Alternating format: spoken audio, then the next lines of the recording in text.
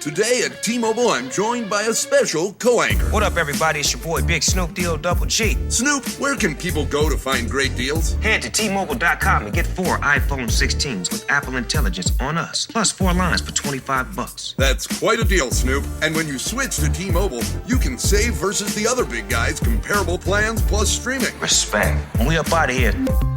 See how you can save on wireless and streaming versus the other big guys at T-Mobile.com/switch. Apple Intelligence requires iOS 18.1 or later. Are your ulcerative colitis symptoms proving difficult to manage? Tremfya guselkumab can help you manage the cycle of UC symptoms. At 1 year, many patients taking Tremfya achieved clinical remission, and some patients also achieved endoscopic remission. Individual results may vary. Tremfya is a prescription medicine used to treat adults with moderately to severely active ulcerative colitis. Serious allergic reactions and increased risk of infections may occur. Before treatment, your doctor should check you for infections and TB. Tell your doctor if you have an infection, flu-like symptoms, or if you need a vaccine. Ask your doctor if Tremfya can help you manage the cycle of UC symptoms. Call 1-800-526-7736 to learn more, or visit tremfyaradio.com. Wonder-working power in the precious... Incredible as they seem, are not the results of mass hysteria.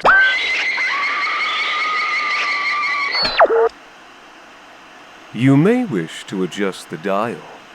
You are currently tuned into the wrong station.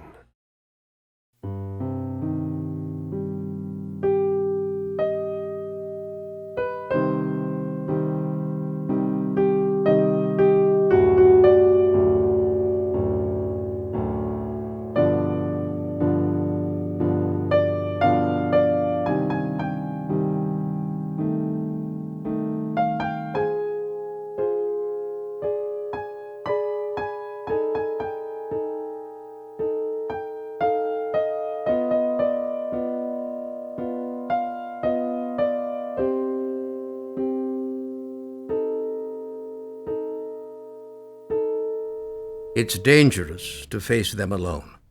You must have others with you, others you trust, even if it puts them in danger. That's what Laudens told me when I first became the catcher. The old man nodded to himself. Candlelight filled and drained from the lines around his mouth. Yes, they can have surprises for a man alone. Around their kind, it is best never to be alone. Through the long years of my apprenticeship, we always followed this rule. Too large a group will drive them away. A small group will draw them. They will think they can separate a little group and get them, one by one. Their kind are crafty, and though they lack many of our powers, they have tricks we do not understand. This is where it is important to have trust. I remember once, not long after I had begun with Laudens, I must have been 13 or 14, a bad time to deal with their kind, but a catcher must start young, so he can learn his mistakes before his master dies. And this was in the town of Das Harnalve, a grim village I have had occasion too many times to visit. One of them had become unstuck from death, and was haunting the creek bed running from the culvert where her body had been found. We were told she had been murdered by a drifter. It is a lie I have heard many times since. Still, though we pitied the girl, she had become a thing of death, and had already lured one of her classmates to a drowning. And so Laudens, as catcher, and I, as the catcher's boy, were obligated to send her down again. In that flint-hearted town, Laudens only knew one person he trusted, a widow who had been a childhood friend. When first I met her, she gave me a sad look and tousled my hair, saying I was the same age as her granddaughter, and shouldn't have to deal with such things. I was scornful at the time, because it was an honor to be a catcher's boy. But later, I would remember and hang my head. Our fourth was the parish priest. He said it was his duty to come with us, though Laudens tried to talk him out of it. He was young, soft-looking. See the circles under his eyes? See how his hands shake? He knows who did the murder, but was too cowardly to do anything about it. That's why he feels he has to come. Fool. Putting away the girl's ghost won't make him any less haunted. Laudens sniffed, looking into the woods. Still, I don't want to go with just the three of us. Best to have a fourth. But keep an eye on him. He's the kind the dead like to lead astray. We waited until nightfall. It was autumn. A damp breeze chuckled through the forest. The moon was a slim sickle. The widow said it was a good night for ghosts. I think she knew. She had that look, the one suggesting she had ghosts of her own. And besides, I could feel it too, that sense of presence in the dark. We entered the woods, carrying small lanterns. This was dangerous, for the dead may kill a little flame, but a larger flame may drive them back. Laudens wanted to finish the task that night. In the flickering glow, the priest looked pale. Stay close. Don't wander off. Laudens gave me a stern look. Keep an eye on him. I nodded. The wind picked up, flinging damp brown leaves into our faces. We came to the stream. Moonlight murmured on its surface. Someone was gibbering in the woods, but when we whipped our heads around, the sound died away. Only the wind muttered in the branches. Are we close to the culvert? The widow nodded. Yes. Can you feel it, boy? I gulped, nodding. The presence of the dead filled me with sick unease. I wanted to shout, find light, and sit singing with my hands over my ears. But there were no lights. My lantern guttered out. I yelped, jumping toward Laudens. The widow ran to me, taking my lantern and giving me her own. Shaking, she fumbled with a match. It would not strike in the clammy air. Laudens lifted his lantern, casting the glow as wide as he could. The match caught. My lantern's reluctant wick took flame. The widow raised it. The wind died down. And when we looked around, the priest was gone. Reverend! No response came from the woods. We called again and again in vain. It was my fault. We have to look for him. It was my fault. I'll go. You two go on ahead. But before I realized what I was saying, Laudens' hand came down on my shoulder. No, son. We stick together. I realized what I had almost done. Shame washed over me. Tricked by the dead. Put it out of your mind. Focus on the task at hand. If you distract yourself with guilt, she can take advantage. I nodded, suddenly cold. I wanted to go home, but I had no home. I realized then that Laudens was my home. For a moment, the thought made me feel warm again. Come, let us finish this. We followed the stream bed uphill. Shallow water burbled over rocks. Ahead, a culvert gaped in the hillside. A faint blueness flickered from within. We are here. Stand together. With his arm around me, and the widow on my other side, Laudens stepped forward into the stream. Spirit, we have come to your place. The wind rose. We stepped closer. The flicker waxed. I caught my breath. I see you. She turned toward us. She floated upside down. White, dead eyes stared up at us below her blue lips. Spirit, it is time for you to leave. This is not your place. It is time for you to go. The chuckling rose in the woods. She floated toward us, grinning. Her arms, which lay up along her sides, cranked forward at a 90-degree angle. Her fingers, with their cracked and jagged nails, curled into claws. Spirit, we cast you out. We stand together, commanding you to leave. She floated higher, out of the culvert, until her head was at the level of our heads, her feet high above, her knees bending against the joints so her feet hooked down toward us. By the power of the woods and leaves, by the power of the sun and sky, by the power of the rains and sea, we cast you out. Her grin widened, her dead eyes shone. She reached out to grasp and wrench Laudens' throat. By the powers of the ancient world... She seized him. Her white fingers squeezed. He struggled for the words. He could not speak. The woods echoed with laughter as he went pale. The widow fell back, slipping in the stream. Her lamp went out. Fear and anger blazed white inside of me. By the power of fear and love and hope and hate, Thing, I cast you out! And seizing the dead wrist, which burned like ice, I squeezed as hard as I could, and wrenched in a direction I could not see, and flung the spirit. The flicker went out. The night was quiet. Laudens' lamp had also fallen. Only mine still burned. The old man steadied himself on my shoulder, and the widow rushed forward to wrap me in her arms. That is why it is best not to face the dead alone. And the next day, when the bruises were black on his throat, and the townsfolk of Das Harnalve fished the Reverend's body from the creek, Laudens put his hand on my shoulder and said to me, That, too, is why a man should not face the dead alone. I think he knew then what a fool his apprentice was. Years later, I would ask what a catcher could do if they had no choice but to face the dead alone. By this time, I was in my 20s. I was married, and though my wife and I never truly loved each other, we shared a beautiful son, a golden-skinned boy who reminded me, so painfully, of my own dead father. Both my wife's father and mine had been soldiers. They had died in the Second Civil War. From the time her womb was heavy, she had wanted our boy to be a soldier, and indeed he seemed drawn to all things martial. From the earliest age he loved stories about generals and battles. When he was a little older, he would take his grandfather's medals down from the walls to admire them when we were out of the room. Once, when he sat in the living room sun, with a portrait of my father on the wall behind him, he tilted his head in such a way that both of them shared the same pose. It made me catch my breath. My mother was staying with us at the time. She saw what I saw, and her eyes filled with tears. Later, she told me she wished my father had lived to see his grandson. Because they looked so alike, she thought it would have taught him to love himself.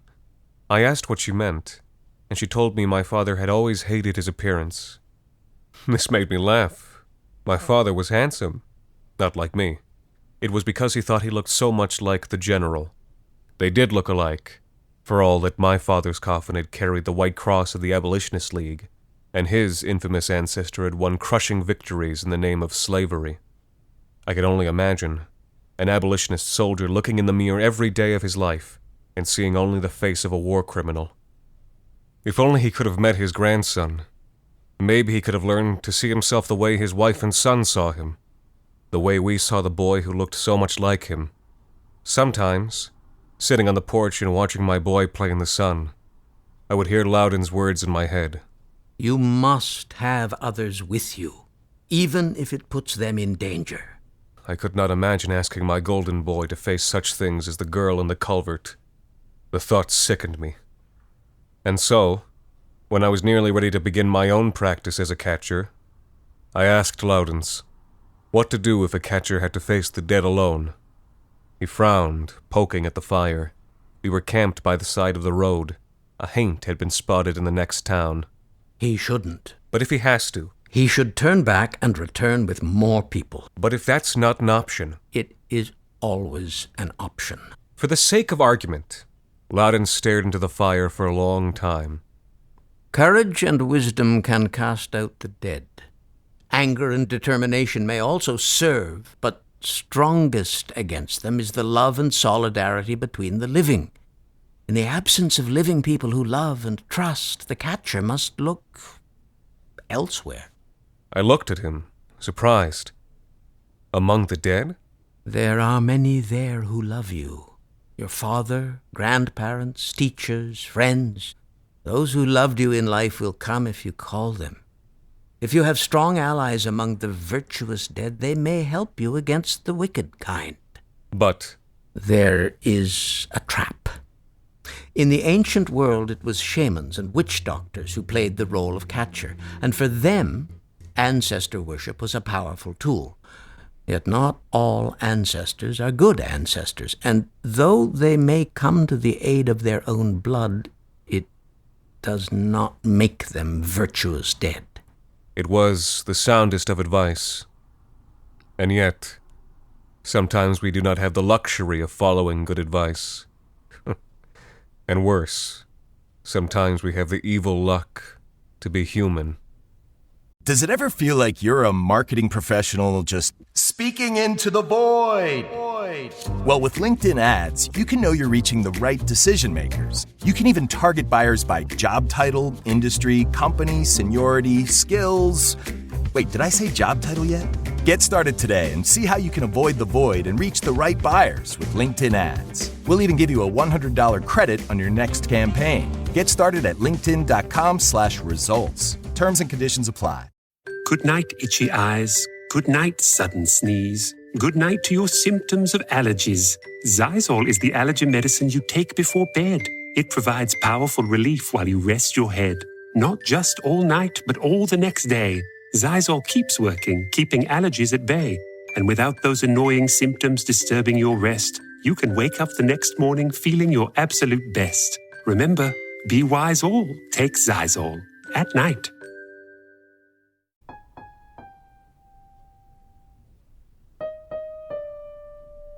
Some years later, Laudens died. Against all expectations, it was simply old age. A peaceful death. A quiet funeral. The widow of Das Harnalva gave the eulogy. My wife did not attend. She had left me, taking the boy with her when he was 8. Truly, in a life filled with ghasts and grisly sights, it was that evening I returned home to find the house empty that haunted me the most. Of course, she had found someone else. It was convenience which had brought us together, and I spent long weeks on the road. But the loss of my son cut my heart. All those times I'd missed Christmases and birthdays, I told myself the two of us would someday go fishing together and talk about the past and future. Now he was gone to a distant town and soon to board at Sandringham Military Academy. My mother, too, had died, shortly after Laudens. I was suddenly very alone in the world. I knew then that I had been a fool, but did I change my ways? No. A saner man would have thrown aside his work and made time to build a relationship with his son. But I, instead, flung myself into the catcher's life. I went town to town, never returning to that empty house, and eschewing company. I treated strangers rudely. Few would follow the bitter man I had become into the danger of haunted places, and so I began dispatching the dead by myself. And for 5 years, I proved Laudens wrong. I banished the spectre of Green Gardens. I cast out the Debuk at Brant Mausoleum, who had killed 17 children in as many hours. I rid Tamman City of its Night Stalker, whose arms and legs remained skeletal, though the body became swollen by the blood of its victims into a crimson balloon. I did it all alone, what no other catcher could do with help. But in the 5th year came the business with Dalmore Manor. How shall I describe Dalmore? You may already have a picture of it in your mind. A sprawling Gothic monstrosity, the walls black with mold, sewers dank with rot, and Aragon sour with death. She was the Lady of Dalmore. She returned every 5 years, on the anniversary of her death, to stalk the manor's ancient grounds. In life, she'd walled up at least a dozen of her maids, and later was supposed to have removed some of their bodies and eaten them. In death, she was worse. In the last 100 years, 3 catchers and 15 other souls had died trying to cast her out. Yet I, in my hubris, went alone. Of course, the door shut itself behind me. Its slow creak echoed in the silent house. I walked carefully, following the beams that underlay the floorboards. It's a favorite trick of the dead to lure the living onto moldy boards, and then trap them and their broken legs in the understory of buildings. But I knew the look of such things. I kept my feet. In a distant room, a harpsichord began to play. I ignored it. The temperature dropped. My breath began to fog, but I was dressed in heavy black wool and a catcher's fleece cloak. I came to a bleeding stairwell and splashed down through rivulets of gore. I came to a hallway. Screams and the pounding of bloody palms sounded against the walls on either side. Skeletal arms burst through, grasping at me through the panels. I turned sideways and edged past them. I came to a drawing room. The clock struck 3 in the morning, yet I had entered only minutes earlier, at 9:15. A green fire roiled in the fireplace, producing a vile light. I sank into the moldering velvet of a divan to wait. Above the fire hung a portrait. A beautiful woman sat with a young boy on her lap. They looked happy, though I knew she had later lowered him down into a well and left him to die. Abandoned. Something that, just as surely I had done to my own son. I felt the strength go out of me. A high-pitched noise rang in my ears.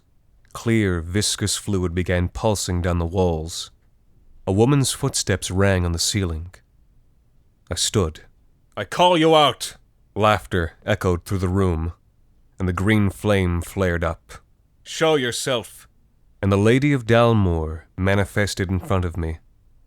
Floating in the air, she wore a red dress over red exposed flesh. In death, her body had been warped. Her teeth had grown long and branched, like white antlers in a distended jaw.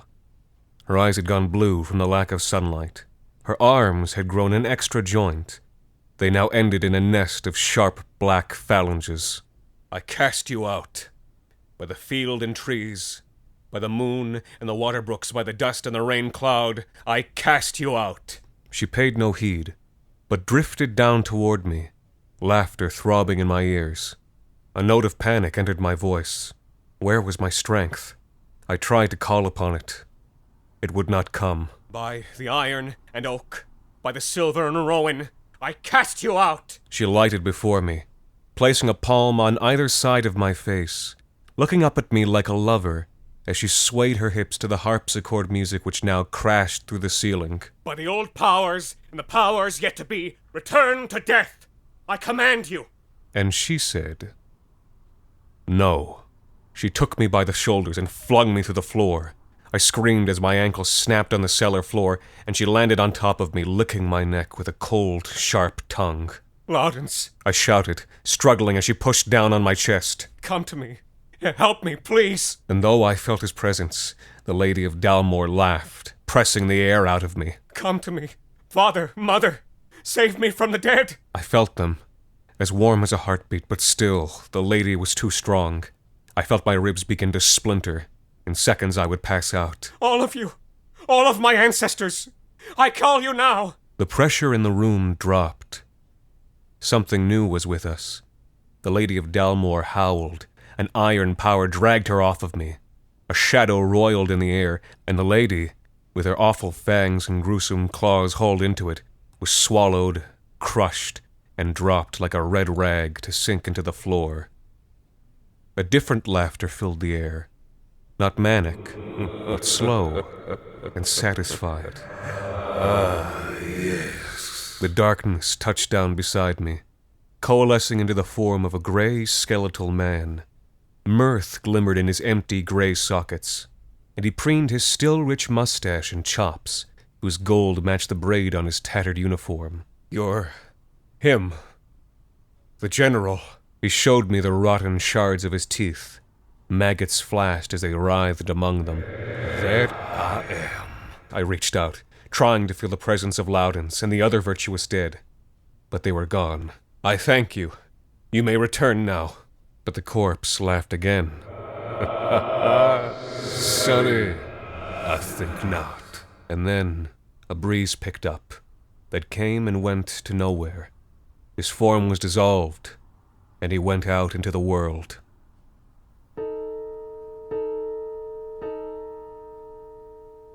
Broken and hypothermic, I dragged myself from Dalmore and collapsed. I awoke in hospital. Having no visitors, I spent 2 weeks reading the paper. A brush fire war had broken out on the border. It barely registered to me, for the papers convulsed with the general's exploits.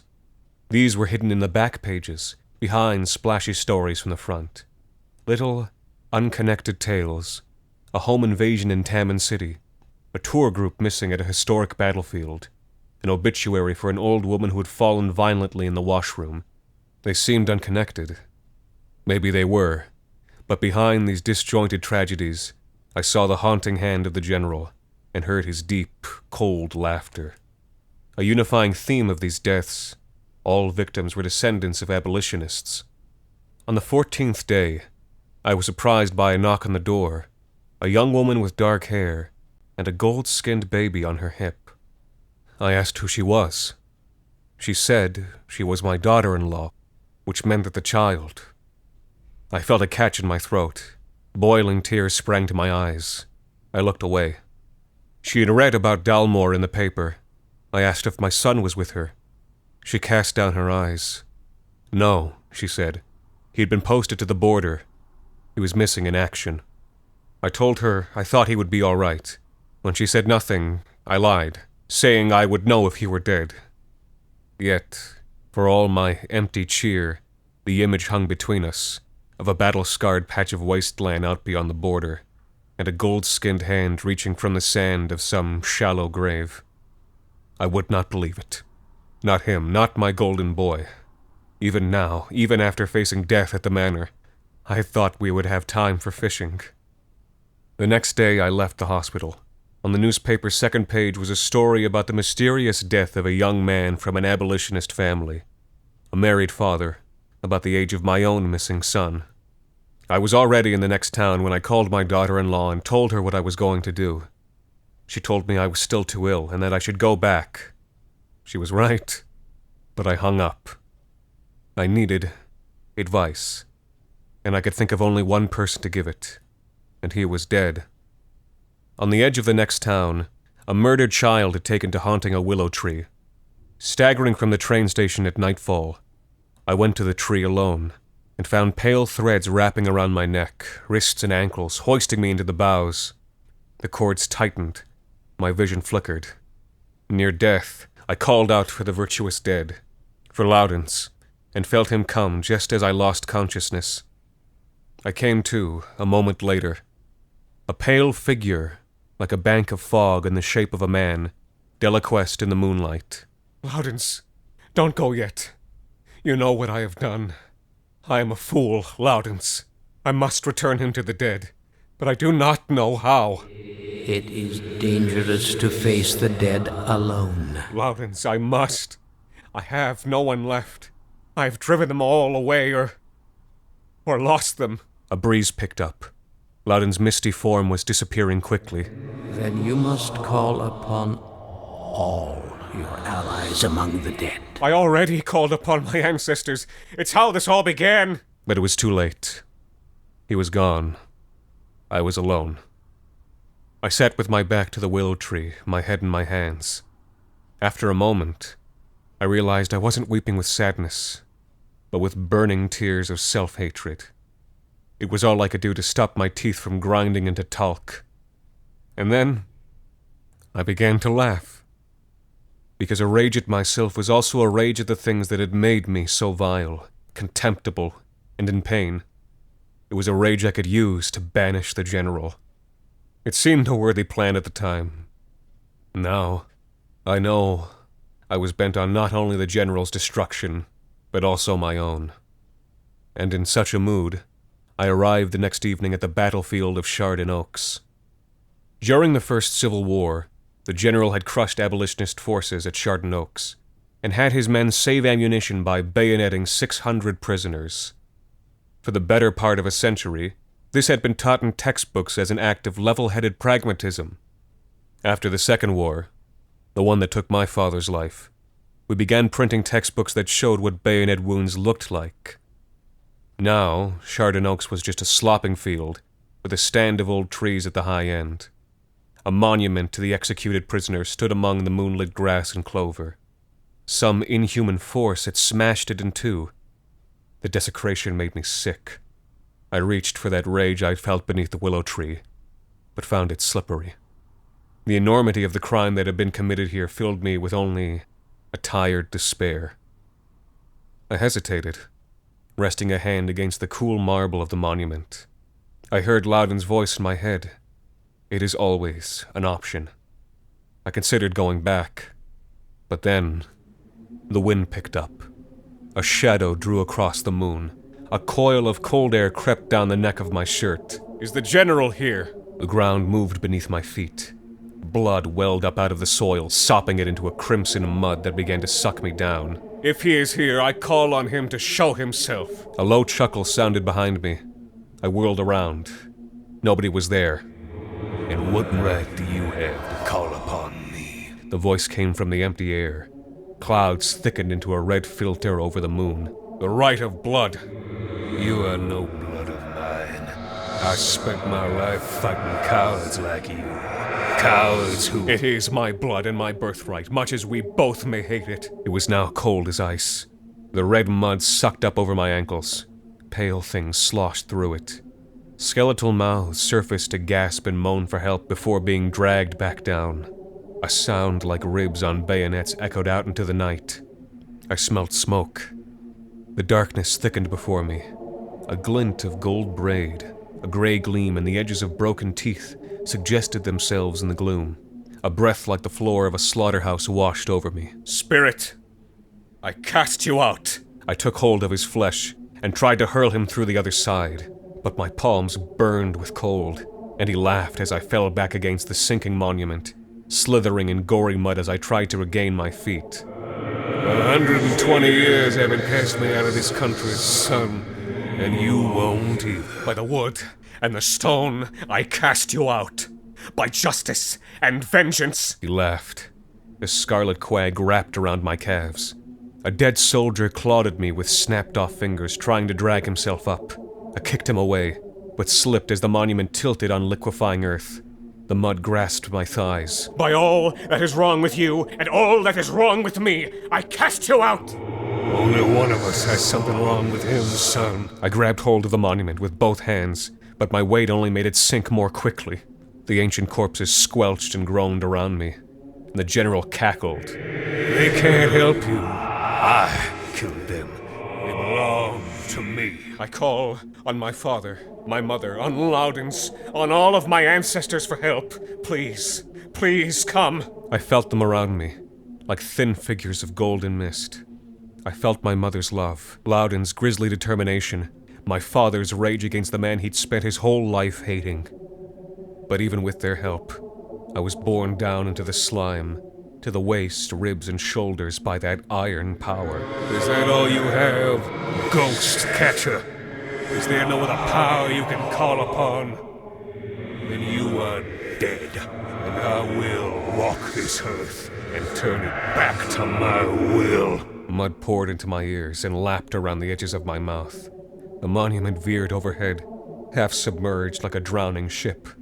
The dead writhed around me, mewling for help. It was only then that I realized with anguish what Laudens had meant by the willow tree. All my allies among the dead.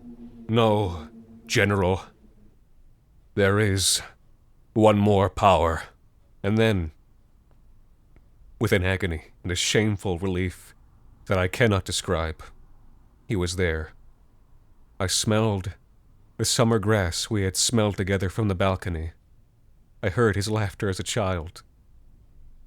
I closed my eyes against the searing rush of tears, and when I opened them again, they were all gone. My parents and Laudens, the general, and my heart, my boy, as well. I was alone under the moonlight, half submerged in mud beside the toppled cenotaph. I dragged myself out and lay panting, alone again. I never found out what happened to my son. A few months after his disappearance, my daughter-in-law gave birth to his daughter. She takes after her grandfather, small and dark, delighting in dark things in dark places. It is strange how these things go. It is strange to see one's own ghost when one is still alive. I do not know what this story of mine means. I suppose one could take many things from it, as one can from every story. But maybe there is this to consider. The past is not dead, and we live in a world of ghosts. And though the future has great power over the past cannot be laid to rest without sacrifice, and should never be faced alone. But that's enough of my drab philosophy. The moon is out, and the mists are rising. My grandchildren already sit in rocking chairs on the balcony. I'm going to go and tell them a ghost story. The Wrong Station is made possible by the generous support of our listeners on Patreon. Consider visiting today at patreon.com/thewrongstation. This week's episode, The Catcher, was written by Alexander Saxton and featured Thomas Gough as Laudens. The Wrong Station is co-produced by Alexander Saxton, Anthony Botello, and Jacob Duarte Spiel, with music composed and performed on the piano by Ilan Citrin and arranged for the viola and performed by Ilana Schmid. You can subscribe to The Wrong Station on iTunes, Google Play Music, Spotify, and any other of your favorite podcast services. You can follow The Wrong Station on Facebook, Twitter, and email us at thewrongstation@gmail.com. You can also follow The Wrong Station creative team on Twitter at AEW Saxton, AJV Batello, and Jacob BRDS. Tune in next Sunday evening for our latest episode, Farther Than Samarkand. Until next time, thank you for listening.